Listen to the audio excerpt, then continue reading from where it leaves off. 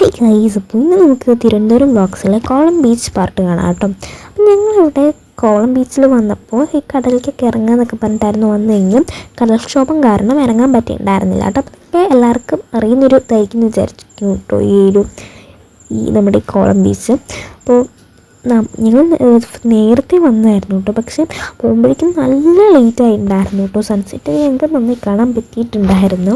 പിന്നെ അവിടെ നല്ല തിരക്കും ഉണ്ടായിരുന്നു കേട്ടോ. കടൽക്ഷോഭമായിരുന്നെങ്കിലും പിന്നെ ഞങ്ങൾ ഇങ്ങനെയൊക്കെ ഇറങ്ങാൻ പറ്റും നോക്കുമ്പോൾ അവിടെ ഗാർഡ്സൊക്കെ ഉണ്ടായിരുന്നു. അതുകൊണ്ട് പിന്നെ വെറുതെ ഫൈൻ വാങ്ങിക്കണ്ടല്ലോ എന്നൊക്കെ വിചാരിച്ചിട്ടുണ്ടായിരുന്നു കേട്ടോ.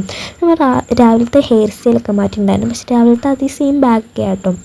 ഞാൻ 2 ബാഗൊക്കെ ഇട്ട് നല്ല സെറ്റപ്പിലായിരുന്നു നമ്മൾ പോയിട്ടുണ്ടായിരുന്നത് നമ്മൾ ബീച്ചിലോട്ടൊക്കെ. രാവിലെ പോയപ്പോൾ നല്ല ലൈറ്റിൽ കിട്ടിയതായിരുന്നു കേട്ടോ അതിൽ കോളം എന്ന് പറഞ്ഞിട്ടുള്ളത്. പിന്നെ തിരിച്ചിറങ്ങുമ്പോഴേക്കും അതുപോലെ നല്ല ഡാർക്ക് ആയിട്ടായിരുന്നു അവസ്ഥ. പിന്നെ കടലിന് നല്ല ദേഷ്യം വന്നിട്ടുണ്ട് തോന്നുന്നു കേട്ടോ. അതുകൊണ്ട് നല്ല തിരമാല അടിച്ച് അങ്ങ് കയറുമായിരുന്നു.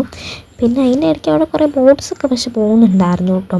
അപ്പോൾ ഞങ്ങളാണെന്നുണ്ടെങ്കിൽ കുറേ കടകളിലൊക്കെ കയറി ഞങ്ങളിങ്ങനെ ബാഗ്സിൻ്റെ റേറ്റ് ചോദിക്കുന്നു, വേണ്ടെന്ന് പറഞ്ഞിട്ട് തിരിച്ചിറങ്ങുന്നു, അതൊക്കെയായിരുന്നു കേട്ടോ എൻ്റെയും ജേസിൻ്റെയും പണി. അപ്പോൾ നമ്മൾ ഇത്രയൊക്കെയുള്ള നമ്മുടെ കോളം ബീച്ച് പാർട്ട്. അപ്പോൾ എന്തായാലും നമുക്ക് കാണാം തിരുവനന്തപുരം വ്ളോഗ്സ്. അപ്പോൾ എല്ലാവർക്കും ടാറ്റാ.